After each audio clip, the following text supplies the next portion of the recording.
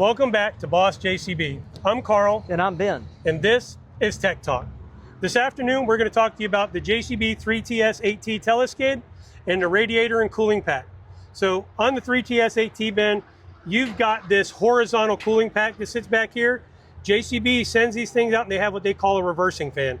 That reversing fan, depending on your settings, is going to reverse the flow of air. So normally it's sucking air in. It's going to turn that air around and it's going to blow outwards. And it's going to clean most of the debris and stuff off of here.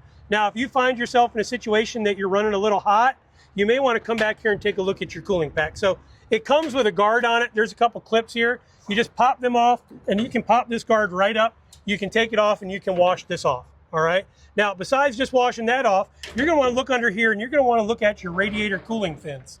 All right. Those cooling fins should be free of debris. They shouldn't be bent and damaged, right? We want to make sure there's good airflow. So if you get in there and you do see damage or you do see a bunch of dirt in there, you can get some compressed air, just blow it out and try to get it out the best you can. All right. And that should help your machine run a whole lot cooler. That's great information, Carl. Thanks for sharing everything. Absolutely. Thank you, Ben.